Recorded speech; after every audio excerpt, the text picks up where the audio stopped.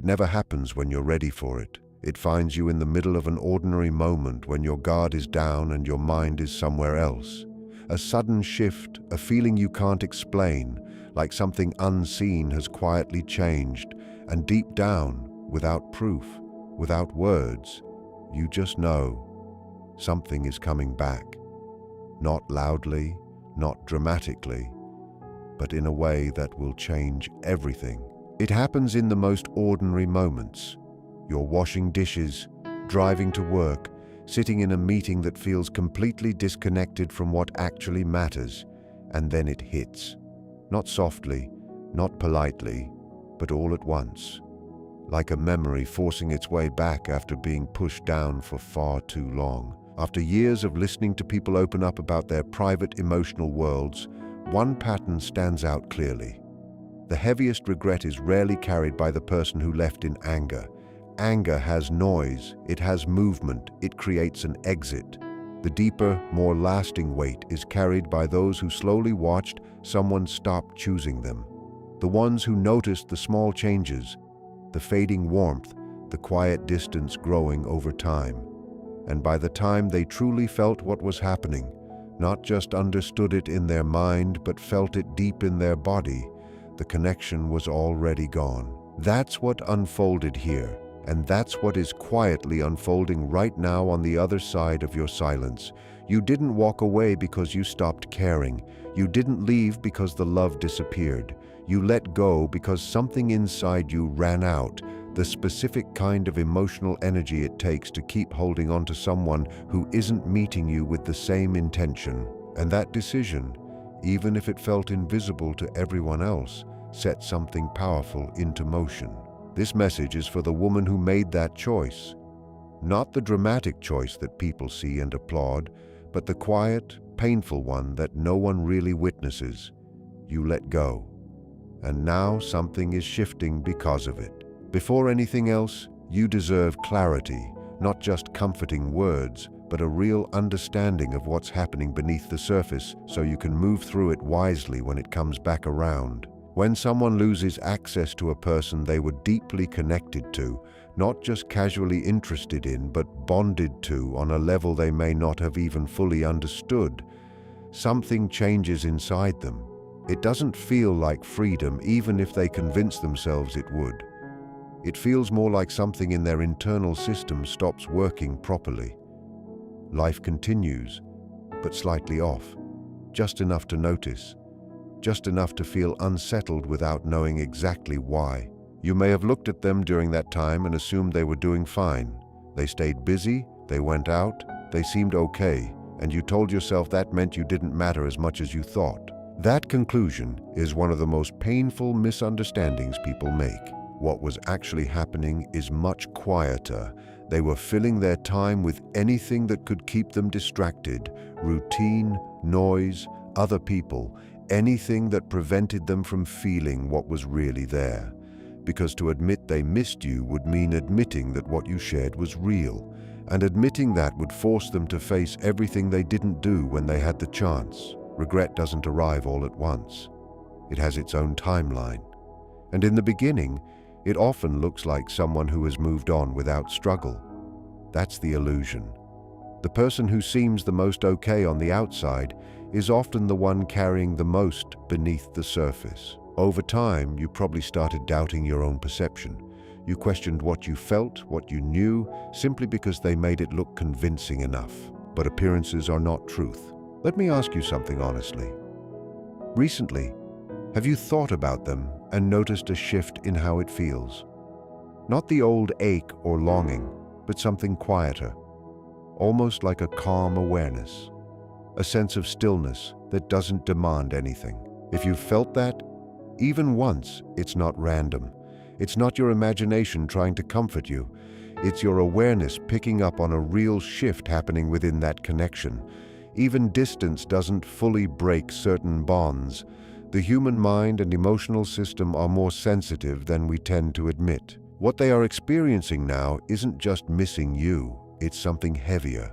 It's the kind of regret that builds when someone can no longer avoid the truth. When the stories they use to protect themselves stop working. That kind of regret moves in stages. At first, it hides behind logic.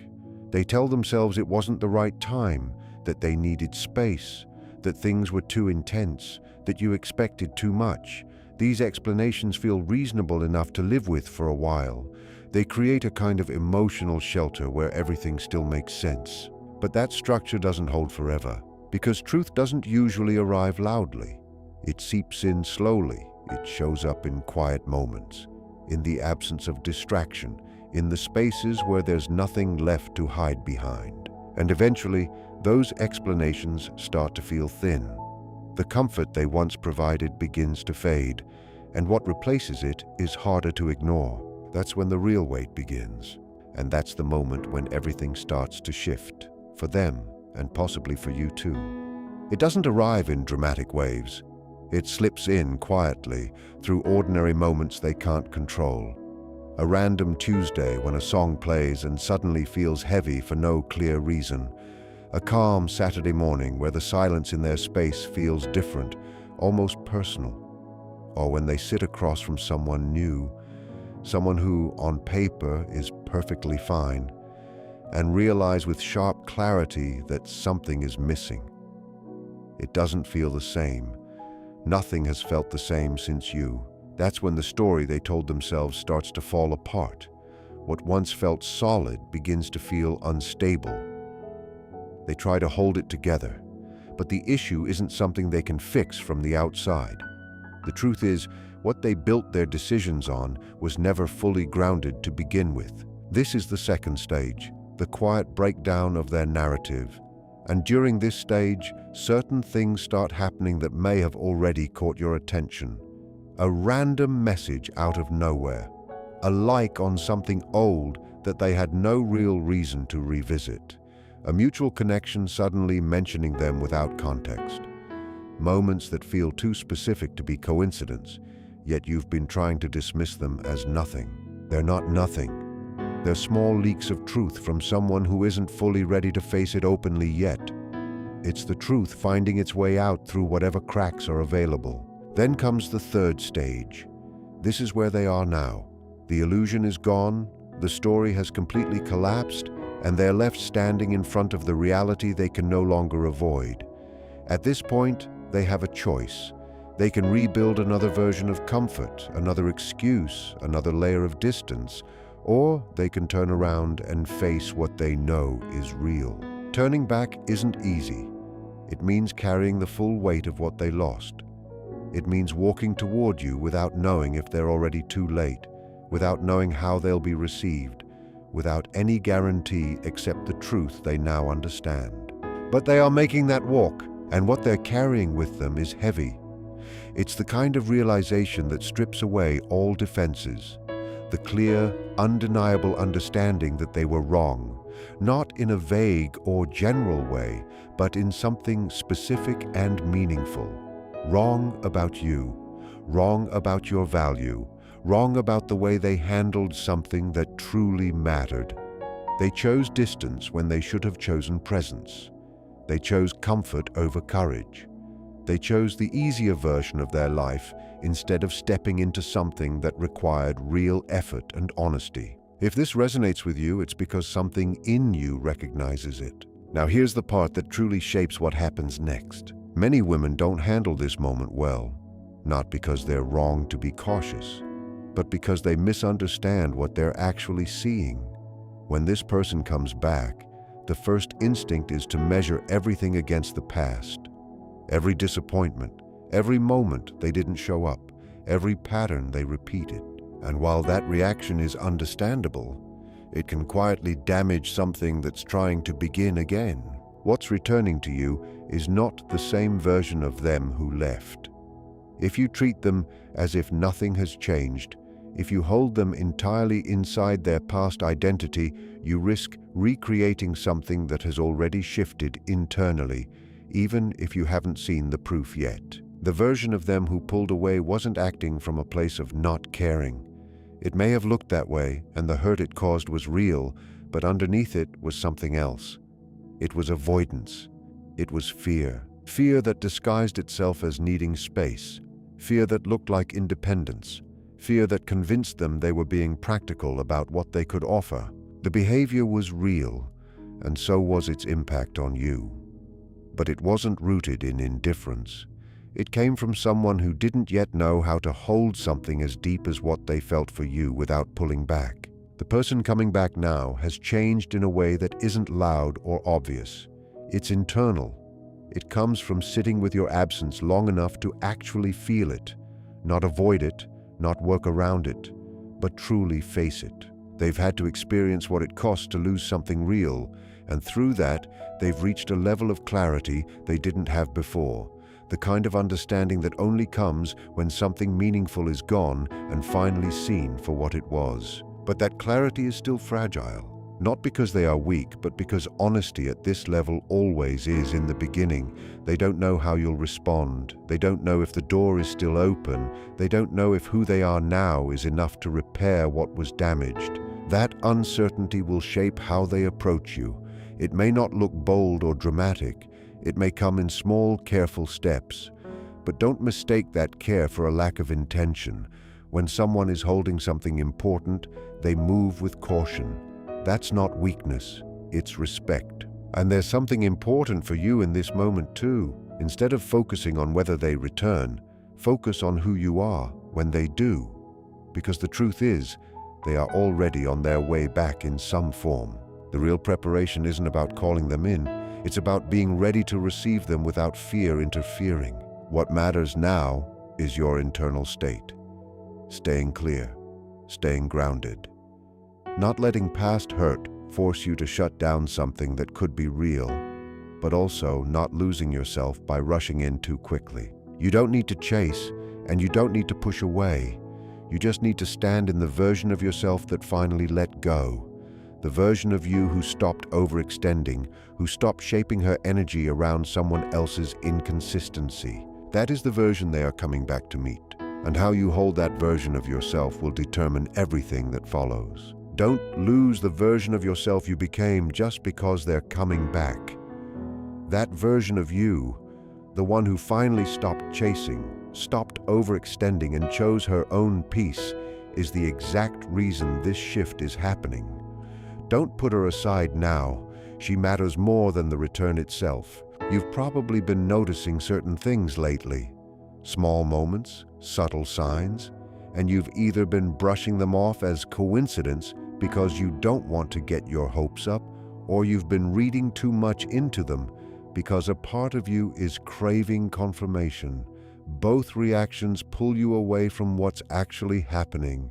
Here's how to understand it clearly.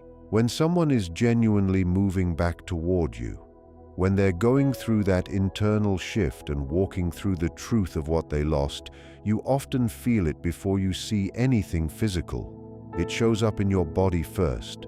A strange lightness you can't explain, a morning where everything feels slightly different, not necessarily better, just shifted, like something changed overnight without any visible reason. A quiet sense of calm that doesn't come from anything external. You've felt this, maybe briefly, maybe more than once. The external signs, when they come, are usually subtle. It's rarely dramatic. It might be a mutual friend mentioning them out of nowhere. Something small catching your attention that feels intentional, even if you can't prove it. Or a thought of them appearing when you weren't even trying to think about them. But this time, it feels different. Not heavy, not painful, more like a gentle knock, like something trying to get your attention. Don't overanalyze these moments. Don't try to turn them into proof or discuss them with people who don't fully understand your experience. Just notice them, acknowledge them quietly, and then keep living your life as the version of you who already let go of waiting. That version of you is what created this shift in the first place. This is the part most people misunderstand. When you were constantly reaching, hoping, waiting, what you were giving off was need. And when that reaches someone who is already overwhelmed by their own feelings, it doesn't bring them closer.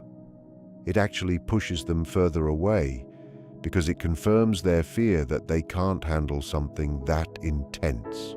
But when you stepped back, when you released them, you changed everything. You stopped sending that energy of need and started standing in your own completeness. You became someone who decided, I will be okay no matter what happens. That shift is powerful. It creates a kind of contrast they can't ignore. Because while they were trying to convince themselves they were fine without you, your strength made it clear that something real had been lost. That's what draws them back. Not a strategy, not a technique, just you being fully yourself again. And it's important to understand, you didn't let go to get them back. You let go because you needed peace, because you needed space to breathe again. The fact that this movement followed is not manipulation. It's what naturally happens when something becomes real and aligned again.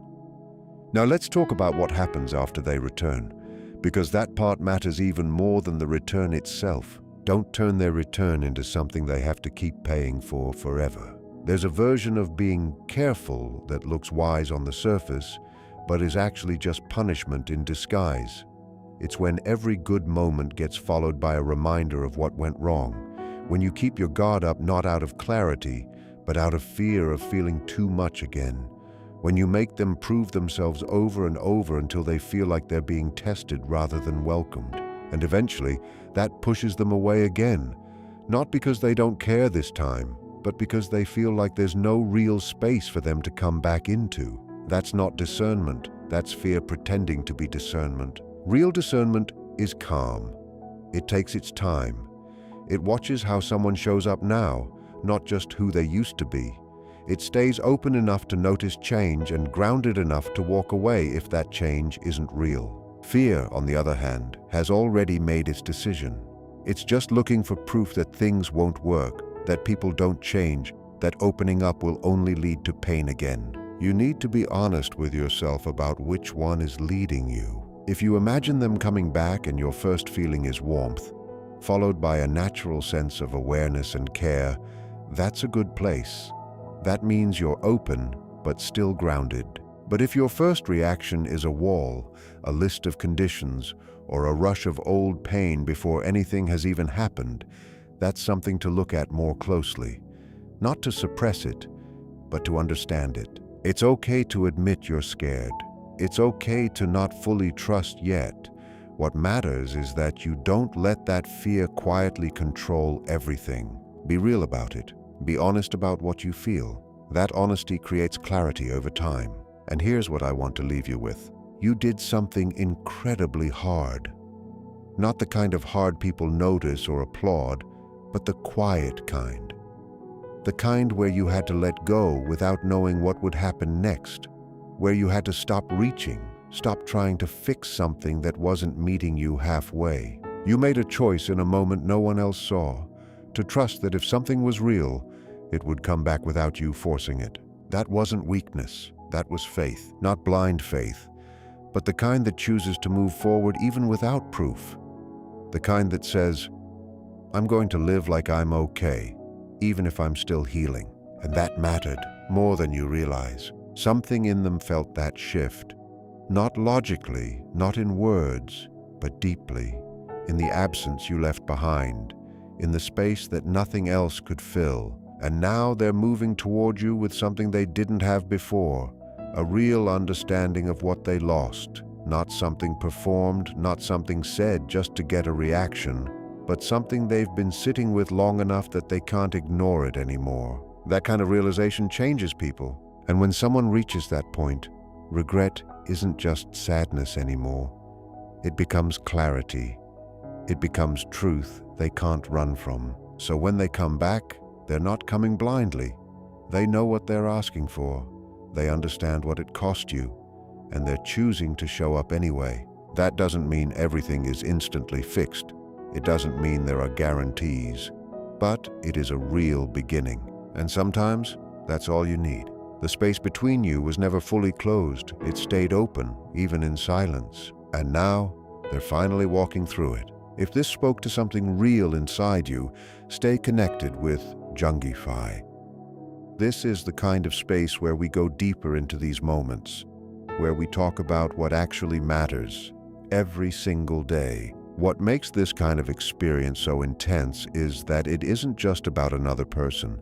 It's about identity, attachment, and the way the human mind processes emotional loss and connection. When someone pulls away slowly without a clear ending, it leaves the nervous system in a state of unfinished business. There's no clean break, no moment where you can say this is over, so part of you keeps scanning, waiting, trying to make sense of what changed and why. That's why the silence feels louder than conflict. Conflict at least gives you something to respond to.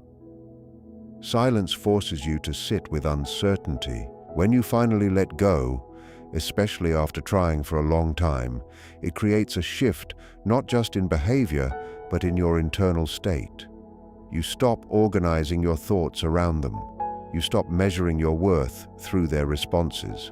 And that changes the emotional dynamic in a way people don't always understand. It's not about energy in a mystical sense. It's about attention, reinforcement, and psychological patterns. When you withdraw your attention from someone who is used to it, especially someone avoidant or emotionally conflicted, it removes the structure they were unconsciously relying on. Suddenly, they have space to feel what they were avoiding. For the person who pulled away, the initial phase often feels like relief because the pressure is gone. But that relief doesn't last if the connection was meaningful. Without the distraction of managing closeness, they start encountering their own thoughts more directly.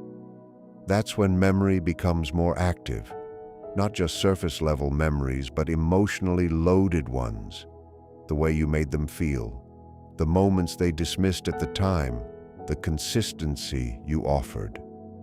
The brain has a tendency to reevaluate past experiences once the immediate emotional defenses are no longer active. At the same time, the person who let go goes through their own transformation.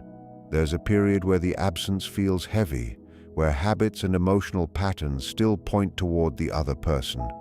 But if they don't interrupt their own healing by chasing or checking constantly, something starts to settle. The emotional charge reduces, thoughts become less urgent, and eventually there's a return to self, interests, routines, and a sense of identity that isn't tied to being chosen or not chosen. This is the point where clarity begins to form. Not the kind that comes from analyzing every detail, but the kind that comes from distance. You start seeing the relationship as it actually was, not just how it felt. You recognize where you showed up fully and where the other person didn't. You also begin to see your own patterns, where you tolerated less than you needed, where you overextended, where you ignored your own signals because you hoped things would change. If the other person does come back, this is where things either evolve or repeat. The difference isn't just whether they've changed, but whether you have enough clarity and stability to respond differently. It's easy to fall back into old dynamics if the emotional pull is still strong. That's why staying grounded in who you became during the letting go phase is so important. It's not about being guarded or distant. It's about being aware, watching actions over time instead of reacting to words or moments. Another important piece is understanding the difference between genuine change and temporary emotion. Regret can make people feel intense things, but feeling something strongly doesn't always mean they've developed the capacity to act differently long-term. Real change shows up in consistency, in how someone handles discomfort, in whether they can stay present instead of retreating when things get real again. At the same time, it's also important not to become so protective that you block any possibility of something new. There's a balance between openness and self-respect. You don't need to rush into anything, but you also don't need to assume that the past will automatically repeat. The only way to know is to stay present and observe, without abandoning yourself in the process. What this whole experience ultimately does is force growth on both sides. For one person, it's learning how to sit with loss and take responsibility. For the other, it's learning how to let go without losing themselves. And regardless of whether the connection comes back together or not, that growth is what actually matters, because it changes how you show up in every relationship after this one. The hardest part is trusting that what's meant to align with you will do so without you forcing it. That doesn't mean being passive. It means acting from self-respect instead of fear. It means choosing connection when it's real, but also being willing to walk away when it's not. And once you reach that point, the outcome becomes less important than the way you carry yourself through it. What makes this dynamic even more complex is how memory and emotion start working together once distance is created. The mind doesn't replay the relationship exactly as it was. It edits it. It softens certain moments, highlights others, and often brings forward the emotional peaks rather than the everyday reality. For the person who pulled away, this can intensify regret because they begin to feel the emotional value of what they had without the distractions that once kept them disconnected from it.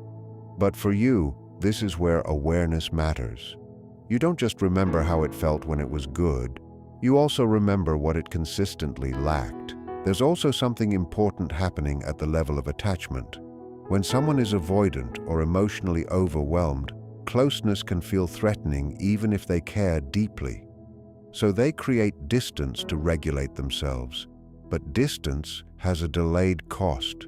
Once they feel safe again, the attachment doesn't disappear. It resurfaces, often stronger because it's no longer being actively suppressed.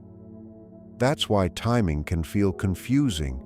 They didn't value it fully when it was present, but they feel it deeply when it's gone. For you, the shift is different but just as significant. Letting go forces you to reclaim emotional responsibility. Instead of waiting for someone else to meet your needs, you start meeting them yourself. That doesn't mean you stop wanting connection.